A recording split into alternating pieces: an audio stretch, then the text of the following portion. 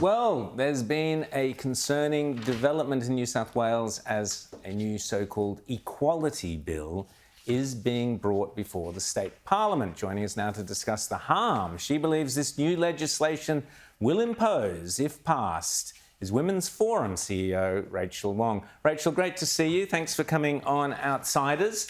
You've been warning about this bill. Tell us the history of it, what it means and why you are so concerned about it. Thank you for having me on, Rowan. So this bill was introduced by independent MP Alex Greenwich last year in August into the New South Wales Parliament. It's set to be debated on the 8th of February. It includes a whole raft of incredibly concerning reforms. It's been introduced under the guise of equality for LGBT people, and yet at the same time undermines protections and rights for women and children. So there are too many things, to be honest, to discuss in relation to its content, because it amends a huge number of bills and introduces a huge number of amendments. But in particular, we're concerned about the introduction of sex self-ID, which will mean that anyone can change their legal sex, including children, and be considered as that sex for all intents and purposes under law. It also removes almost all of the remaining regulations and restrictions around prostitution, including coercing people into prostitution. That will be removed, as well as soliciting prostitution in or near schools, churches and hospitals. And it also introduces overseas commercial surrogacy, meaning that residents in New South Wales can go over to poor, disadvantaged countries and basically exploit women over there, rent their wombs, buy the children, bring them back to New South Wales, and that be entirely legal. So those are some of the concerning reforms that the bill includes. And it's been, as I said, debated on the 8th of February. It's been rushed through, to be honest, because it was introduced in August last year. It was announced at the end of last year that it will be debated in February, which is the first parliamentary sitting week of Parliament.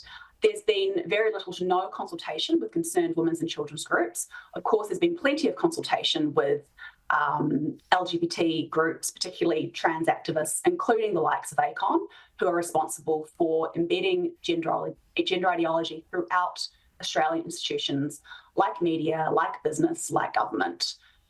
So, it's incredibly concerning, the content and the process surrounding it. And a lot of New South Wales residents don't even know that it's happening. And that's not their own fault at all, because it hasn't really been publicised. As I said, it's basically been rammed through. Well, I don't recall this being an enormous election issue, so I don't think anyone was voting for this. But you mentioned self-ID. Does that mean we could have the situation where a man who identifies as a woman would end up in a female prison, for example? Because we've already got that happening in Victoria. We've got sexual predator we know of who is imprisoned in a women's prison, and the women there have got petitions. They've got all sorts of campaigns to have something done about this, but neither political side in Victoria is interested in hearing from them. That's exactly one of the ramifications, Rita. So men who identify as women will be able to have that legally recognised in law and be able to access, for example, female prisons, bathrooms, changing rooms, refuges, all those kinds of things. And there won't be anything that women can do to stop them from being included in those what should be female-only spaces. And for good reason. We know that things are broken up by sex because women are more at threat of biological males in relation to things like sexual assault or physical abuse or whatever. And so this bill will effectively eradicate single-sex spaces. James. And I mean, just on that also, you mentioned that even kids could self-ID. We've seen all sorts of problems around the world where young people have decided to self-ID as being of another gender. When their parents object, in some jurisdictions, we've seen this in the United States, the parents can have their kids taken away from them. They can be charged. Is there a danger that this then opens up the door to that sort of real attack on the family and the family unit and parental authority out of this bill?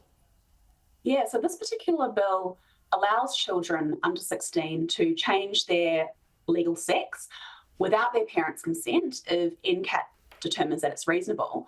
What's also concerning, though, is that there is other legislation also afoot in New South Wales, which Greenwich has also been involved with, and which the Labor government in particular is pushing, which relates to conversion therapy, bans of conversion therapy, which, to be honest, is just a Trojan horse for embedding gender ideology further into the state.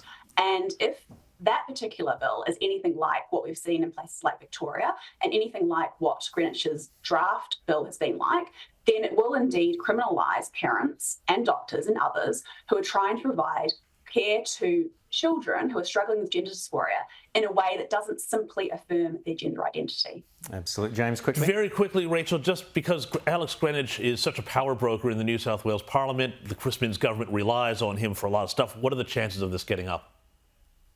Look, I think there are very high chances, but I think that if politicians, particularly Labor politicians, hear from their constituents, then there's a chance that they could realise this is not what the people want, and there's a chance that some of these amendments, at least, could be reconsidered.